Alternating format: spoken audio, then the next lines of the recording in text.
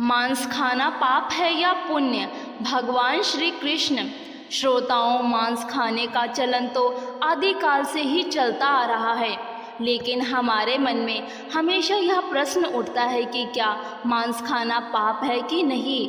इस पर भगवान श्री कृष्ण ने क्या कहा है, चलिए आज हम इस कहानी के माध्यम से जानते हैं। यह बात उस समय की है जब भगवान श्री कृष्ण बालक थे। एक बार वे एक पेड़ के नीचे बैठे हुए थे कि उसी समय एक हिरण दौड़ता हुआ उनकी तरफ आया और उनके पीछे छिप गया। वह हिरण बहुत ही डरा हुआ था। भगवान श्री कृष्ण ने उसके सर पर हाथ फेरा और बोले, तुम्हें क्या हुआ है? तुम इस तरह छुप क्यों रहे हो? तभी उसका पीछा करते हुए एक शिकारी वहां आ पहुंचा। बोला, यह मेरा शिकार है, इसे मुझे दे दो, इस पर मेरा अधिकार है। तब भगवान श्री कृष्ण ने कहा कि हर जीवित प्राणी पर उसका खुद का अधिकार होता है, ना कि किसी और प्राणी का। वह शिकारी क्रोध में बोला, यह मेरा शिकार है, कृपया करके यह मुझे दे दो, मुझसे बहस मत करो, मुझे जोरों की भूख लगी है, यह मेरी भूख को शांत करेगा। तब भगवान श्री कृष्ण बोले, किसी भी जीव को मारकर खाना पाप की श्रेणी में आता है। क्या तुम पाप के भागी बनना चाहते हो? मांसाहार पुण्य है या पाप? क्या तुम धर्म को नहीं जानते? तब वह शिकारी बोला, मैं तुम्हारे जितना शिक्षित तो नहीं कि यह जानूं कि मांसाहार पुण्य है या पाप, पर मैं यह जानता हूँ कि जीव को मार कर खाना, इसमें कोई हर्ज नहीं है। मांसाहार से तो जीवों को जीव बंधन से मुक्ति मिलती है, फिर क्यों मांसाहार से मना किया जाता है? वैसे भी मैं इसको मारकर इसकी नीच योनि से इसे मुक्ति दिलाकर पुण्य ही कमा रहा हूँ, फिर इस पर पाबंदी क्यों? मुझे तो प्रोत्साहित करना चाहिए।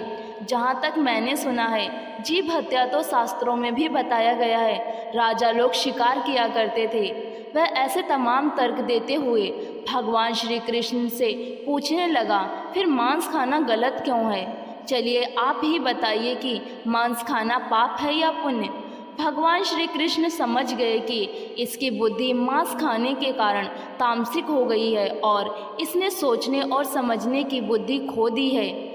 भगवान श्री कृष्ण ने कहा कि चलिए मैं तुम्हें एक छोटी सी कहानी के माध्यम से बताता हूँ। आशा करता हूँ तुम्हें तुम्हारे सभी प्रश्नों के उत्तर मिल जाएंगे और तुम्हें समझ आ जाएगा कि मांस खाना पाप है या पुण्य। वह शिकारी सोचने लगा कि इसमें तो मेरा कोई घाटा नहीं है, इस कथा को मैं सुन ही लेता हूँ, मेरा मनोरंजन भी हो जाएगा और बाद में मुझे इसका मांस भी मिल जाएगा। तो भगवान श्री कृष्ण ने अपनी कथा शुरू की। एक बार मगध में खाद्य संकट हो गया, अन्न का उत्पादन कम हुआ। राजा को चिंता हुई कि यदि इस समस्या का शीघ्र निदान नहीं किया गया तो संरक्षित अनाज कोष भी खत्म हो जाएगा और संकट भीषण हो जाएगा। तो राजा ने अपनी राज्य सभा में पूछा, देश की खाद्य समस्या को सुलझाने के लिए सबसे सस्ती वस्तु क्या है? मंत्रीगण सोच में पड़ गए। चावल, गेहूं, आलू इत्यादि पदार्थों को उगाने के लिए बहुत श्रम करना पड़ता है। वह तभी प्राप्त होते हैं जब प्रकृति का प्रकोप ना हो। ऐसे में तो कुछ सस्ता हो ही नहीं सकता। तभी शिकार का शौक रखने वाले एक मंत्री ने सोचा कि यही उत्तम अवसर है, क्यों ना अंधाधुंध शिकार के लिए राजा की अनुमति ले ली जाए। उसने सभा में कहा कि सबसे सस्ता खाद्य पदार्थ मांस है, इसके लिए धन का खर्च भी नहीं करना पड़ता और पौष्टिक खाना भी मिलता है। सभी सामंतों ने इस बात का समर्थन कर दिया, लेकिन मगध के प्रधानमंत्री अभी भी चुप थे। सम्राट ने पूछा, प्रधानमंत्री आप चुप क्यों हैं? आपने अपना मत क्यों नहीं दिया?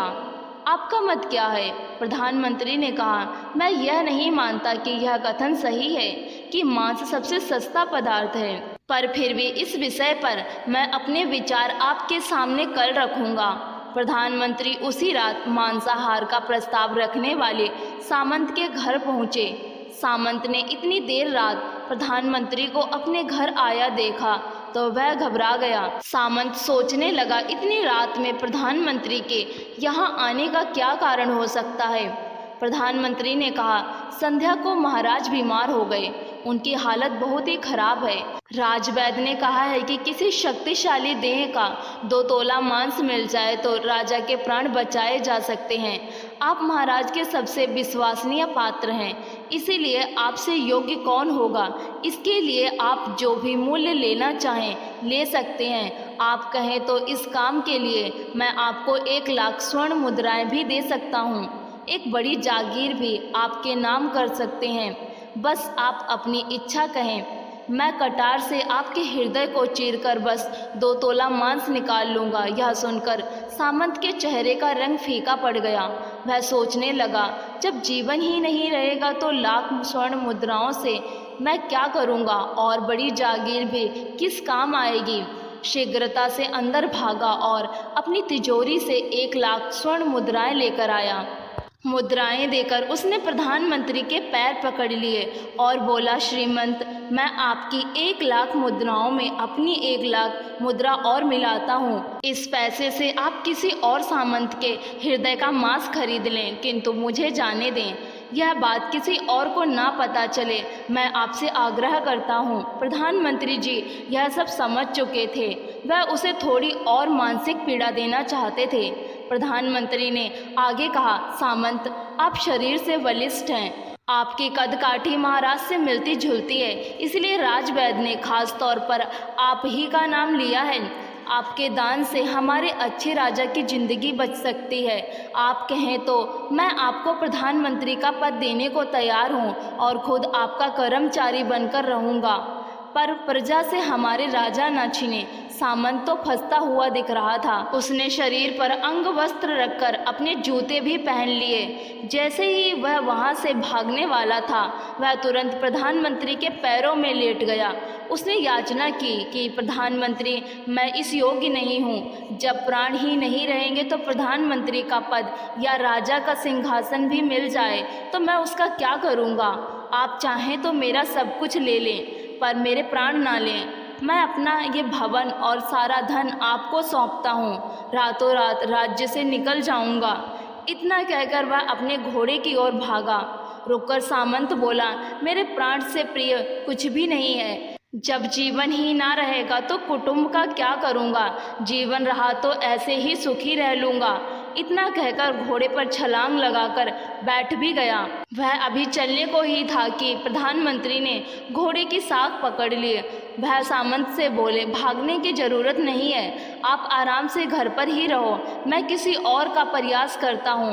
यह कहकर प्रधानमंत्री वहाँ से चले गए। प्रधानमंत्री के वहाँ से जाने पर सामंत के अंदर कुछ जान तो आई, परंतु बेचैनी बनी रही।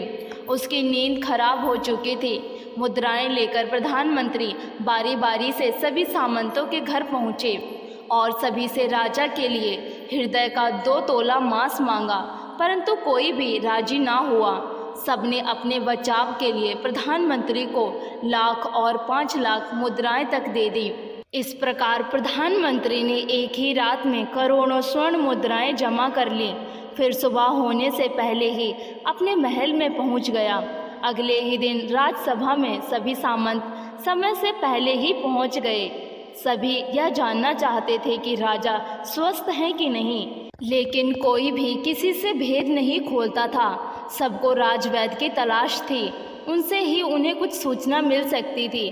प्रधानमंत्री ने सैनिकों को आज्ञा दे रखी थी कि जब तक महाराज राजसभा में ना आए, किसी भी सामंत को भी महल से बाहर जाने की आज्ञा नहीं है। राजा राजसभा में अपनी चीर परिचित गति में आए और अपने सिंहासन पर आकर बैठे। सभी सामंतों ने देखा, कहीं से भी राजा उन्हें अस्वस्थ नहीं लगे।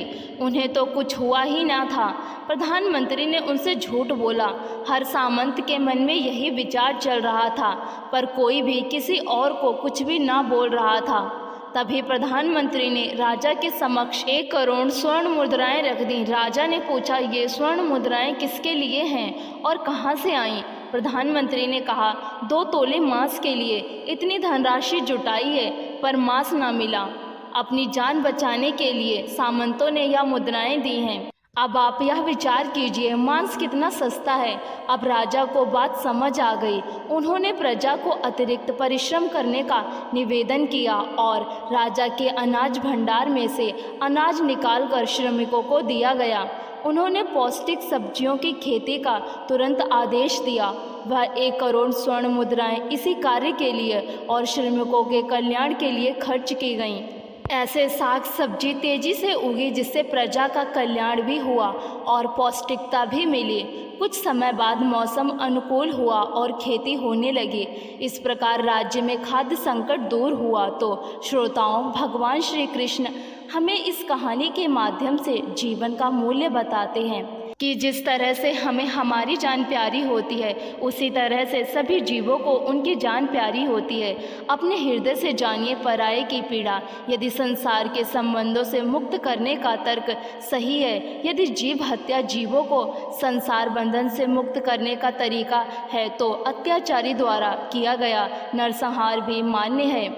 वह भी ये तर्क दे सकती हैं कि वह लोग जीवन के कष्ट से आप लोगों को मुक्त करा रहे हैं। अगर उसके लिए वह जीवन बोझ होता है तो कभी भी अपनी जान बचाने के लिए संघर्ष नहीं करता, आपसे भागता नहीं।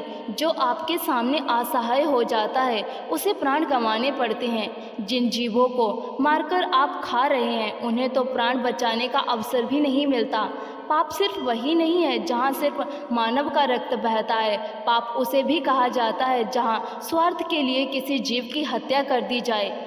हम अंत समय में जिंदगी भर के पापों के लिए जिंदगी भर सुकर्म करने की कोशिश करते हैं, परंतु हम यह भूल जाते हैं कि जब वह जीव हमारे लिए काटा गया और हमारे लिए तड़पा, उसका श्राप हमें इस जीवन में ही नहीं बल्कि अगले जीवन तक नहीं छोड़ता।